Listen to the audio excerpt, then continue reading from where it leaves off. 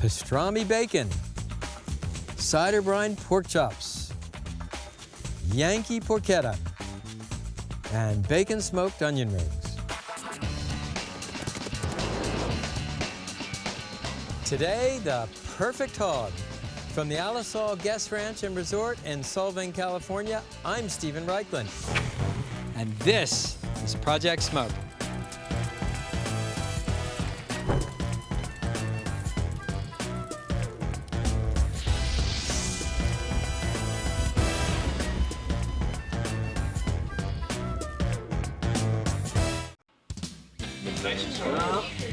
Morning snag. Sun wouldn't come up if we didn't get to work early. So here we are.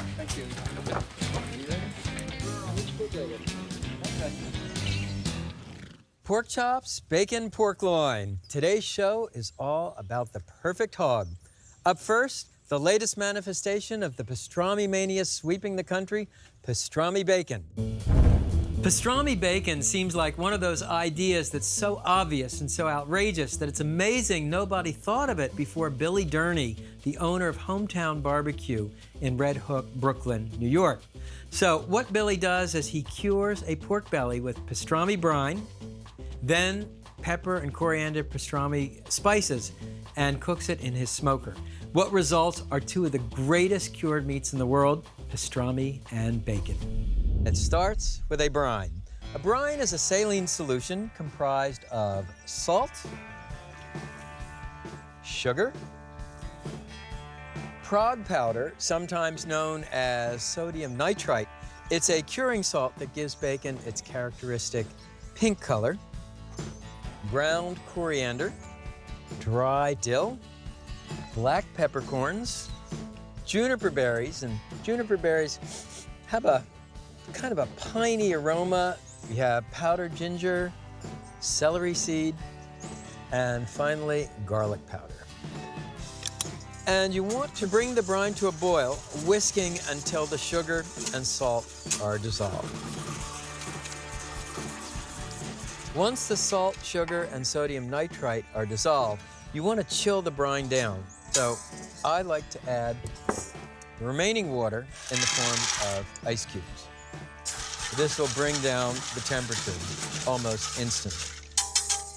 Bacon is nothing more than cured pork belly.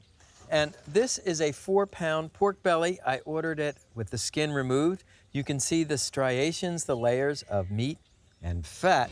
So to cure the pork belly, simply ladle the cooled cure over the pork belly. The salt, sugar, and spices will infuse in the pork belly. Normally it takes 10 to 12 days to cure bacon, but we're going to speed up the process by injecting the inside of the pork belly with some of the cure. So for that, we use a meat injector.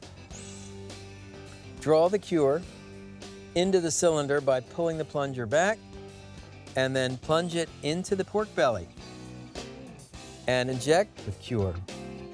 Depress the plunger slowly. If you go too fast, the cure will squirt out at you. So we're curing the pork belly from the outside in and the inside out. Once the pork belly has been injected, cover it, place it in the refrigerator, and cure it for 5 days. After 2 days, re-inject it, again to speed up that curing process. Here's a pork belly that has brined for 5 days. You can see the meat is starting to turn pink thanks to that sodium nitrite. What you want to do now is rinse the pork belly to remove the excess brine and spices. So I'll dip it in cold water, then drain the pork belly well, and transfer it to a wire rack to dry. You can blot the top dry. And you want to let the pork belly dry for about 2 hours until the surface starts to feel tacky. Meanwhile, let me show you the pastrami rub.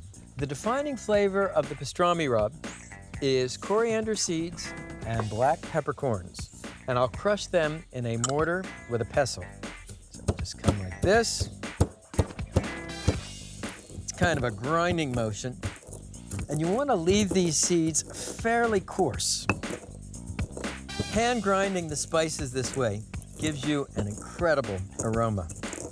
Once the coriander and peppercorns are coarsely ground, place them in a mixing bowl. Then add sweet paprika, coarse sea salt, brown sugar, and whole mustard seeds. And mix these ingredients with your fingers, again breaking up any lumps that may be in the brown sugar.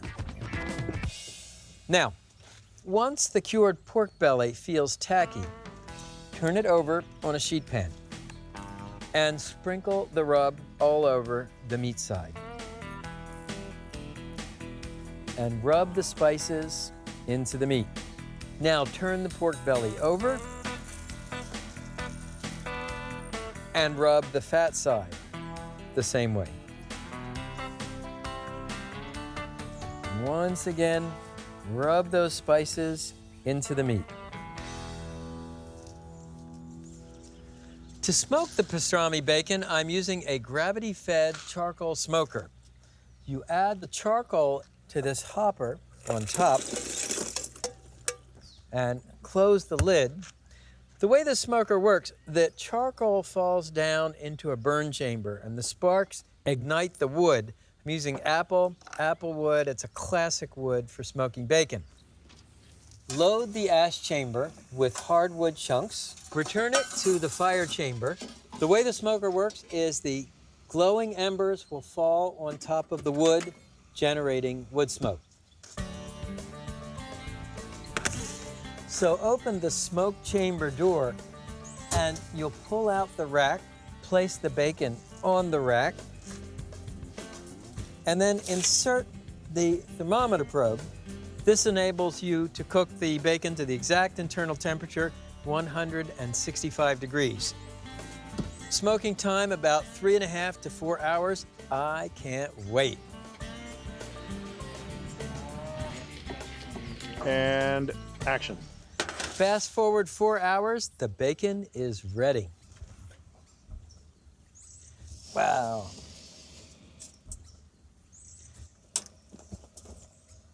Look at this. Isn't it beautiful? Here's the bacon chilled for 2 hours, and you want to cut it into nice, thick slices. Wow. Great color. Looks gorgeous with this dark, spicy crust and the beautiful pink coloring inside. So I've heated a skillet, and I'll just add a few strips of bacon to make the ultimate BLT.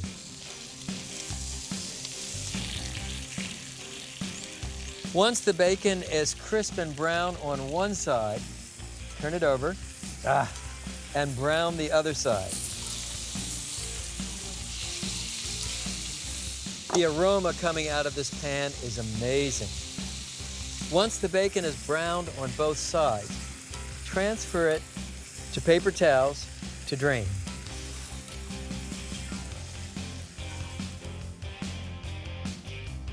Then to build that BLT, because we're working with pastrami bacon, I'm going to use rye toast, spread it with mayonnaise,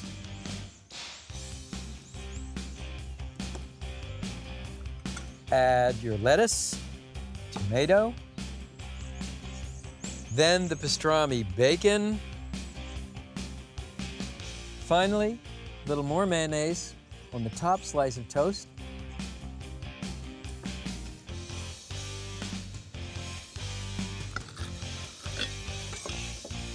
And this is a BLT. Wow. The smoky flavor of the bacon, the garlic, pepper, coriander, spice of the pastrami.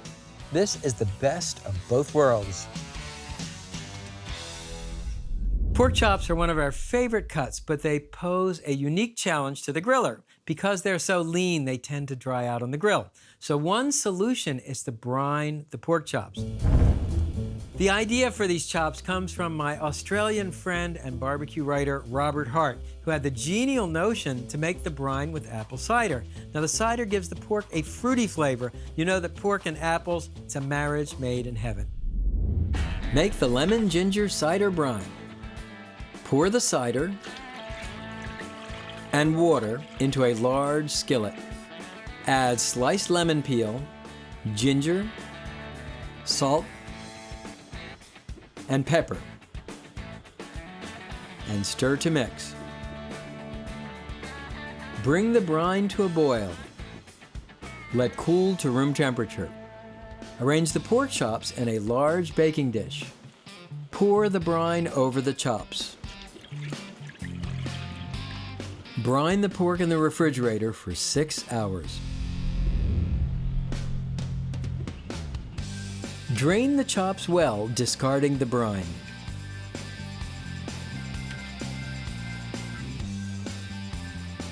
Blot dry with paper towels.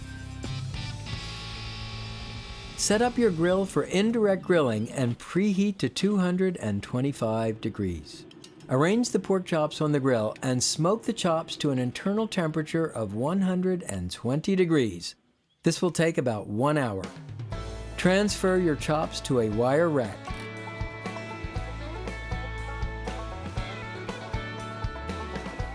Set up your grill for direct grilling and preheat to high.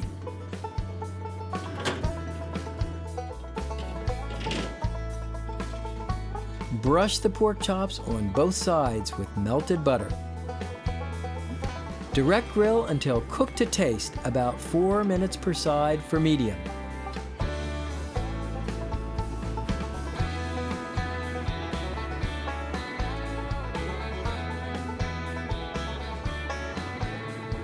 After you turn the chops, baste with any remaining butter.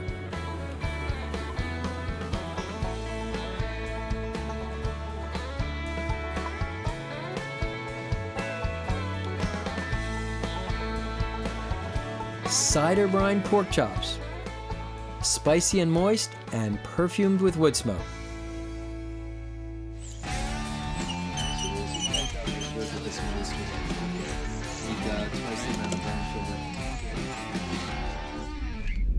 The loin is a perfect cut of pork, lean and tender, full-flavored, and easy to work with. Here's a Yankee riff on classic Italian porchetta. Yankee porchetta doesn't actually exist anywhere except in my imagination. I was thinking of Italian porchetta, which is a bone pork loin or even whole hog, spread with a paste of garlic, sage, rosemary, olive oil, reconstituted, wrapped in bacon or pancetta, and spit roasted. So I had the idea with pork and beans to stuff the pork with baked beans, right? Pork and beans, classic New England supper, and thus was born the Yankee porchetta. So this is a full pork loin, 5 pounds of proteinaceous pleasure, and I'm going to cut through the side to butterfly the pork. That is, open it like a book.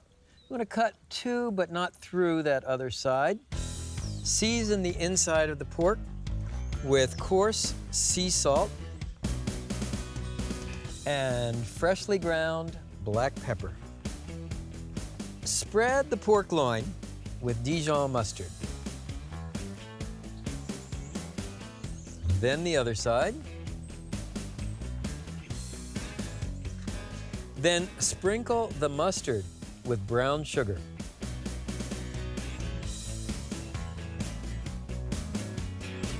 Spoon baked beans on top of the brown sugar.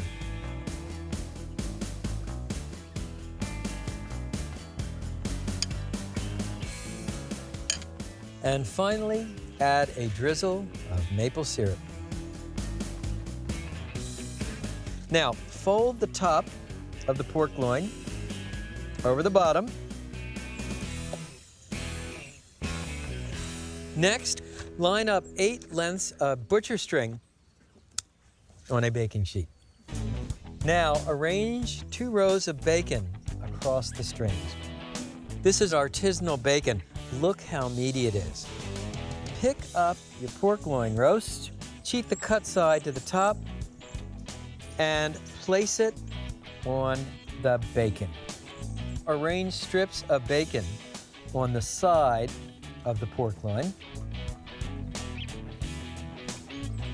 and 2 rows of bacon on the top of the pork loin, and 1 row of bacon on the side. That's going to keep the pork loin moist and, of course, give you an amazing smoky flavor. Tie off the last string, pull tight. This will keep the stuffing from flowing out of that end. Then do the same on this end. And then you can just come down and tie off the string at 2-inch intervals. With your kitchen shears, just cut off the extra string. And here, folks, is this magnificent stuffed bacon-wrapped pork loin. To cook the pork loin, I'm using a ceramic cooker. It's fueled with this extruded coconut shell charcoal. Next, add maple wood chunks. Now, insert the bottom grate and insert the drip pan. This will catch any drippings and also block the direct heat. And finally, the top grate. So now, put this monster pork loin on the grill. On the diagonal, I'm using a remote digital thermometer to monitor the temperature of the grill and the temperature of the meat. Clip this thermocouple onto the grate and then insert this probe through the end of the meat. We'll close this. Adjust the vent now. You want to open the vent on top, open the vent on the bottom. The technique we're using is smoke roasting. It's not low and slow. You want to cook the pork loin at a high heat to crisp up that bacon. About 400 degrees. Pork loin this size will be somewhere between an hour and a quarter and an hour and a half. To go with the pork loin, a Smoke Wrangler's barbecue sauce. It starts with more of this artisanal smokehouse bacon. Crisp the bacon over a hot fire. Next, add cider vinegar, ketchup, brown sugar, hot pepper flakes, a ton of freshly ground black pepper, and salt to taste. Simmer these ingredients together until thick, concentrated, and richly flavored. The sauce has thickened nicely. Let's just take a taste. Nice sweet and sour, and great heat. Well, our pork is at 155 degrees. Check out that pork loin. You can see the bacon is crisp. It's sizzling. The aroma is unbelievable.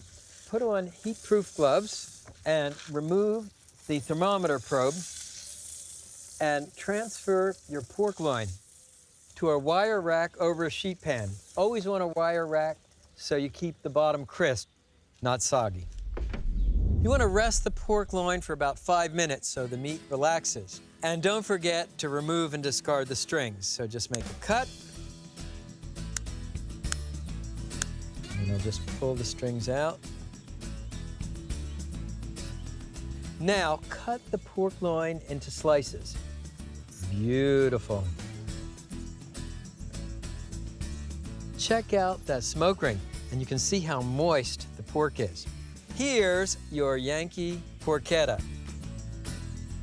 And with that, I'll take a spoonful of Smoke Wrangler's barbecue sauce. And let's see how we did.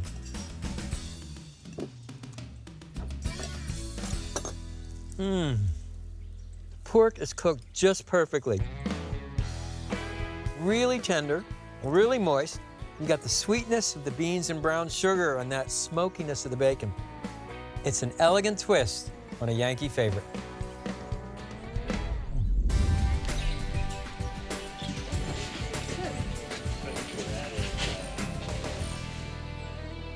Yes, everything tastes better with bacon, including onion rings. Why fry them in batter when you can smoke them in bacon?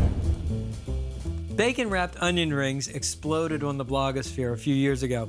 And it's the sort of dish that the minute you see it, you want to try it. I tried it, and for a solid week, I did nothing but wrap and grill foods in bacon. Everything from Brussels sprouts to prunes to dates, onion rings, of course, Scotch eggs. Try this one, super simple. I know you'll like it. Start with a good artisanal bacon. Look how meaty this is. Then slice the bacon in half lengthwise. This will facilitate wrapping.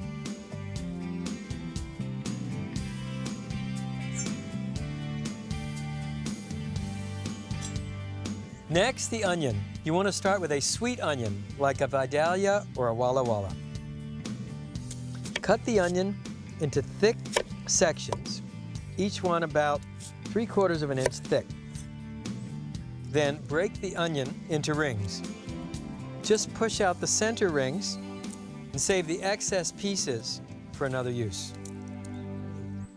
Now paint the onion rings with sriracha, which is Thai chili sauce.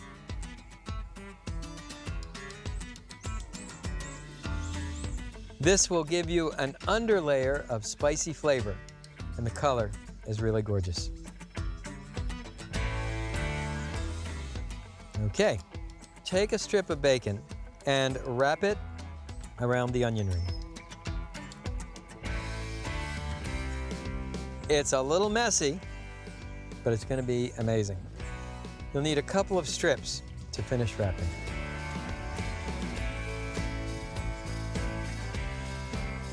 And I'll wrap the second one the same way.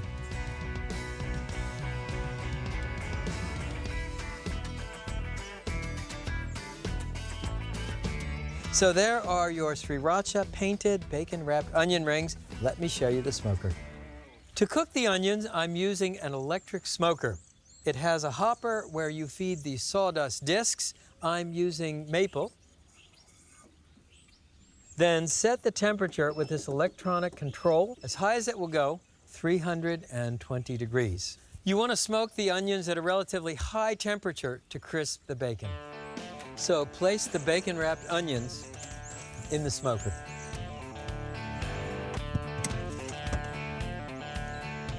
Cooking time, 1 to 1.5 hours.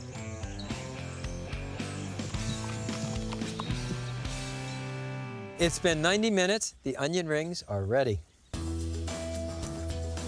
How awesome does that look?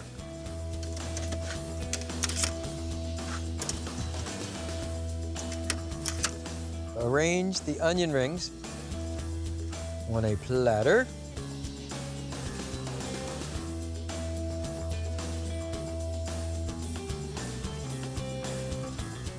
And here's the moment I've been waiting for. Oh man, really nice, completely different than a traditional onion ring. We got the smoky bacon, the hot sriracha, the sweet onion. It is a perfect mouthful. Pastrami bacon, cider brine pork chops, Yankee porchetta, and bacon smoked onion rings. Thanks for watching. See you next time. Come on in, everybody. Okay, there we go, Nora. There we go. Cooking time, 1 to 1.5 hours. Moonwalk there. Should we get a camera? So the key on all these cooking shoots is to make friends with the kitchen staff, in this case Chris, because then you get this. Well. And the ending is just... I hope you've enjoyed. Good. Yeah. Got it. Hope you've annoyed. Yes, you have. And ready? Here we go, still rolling.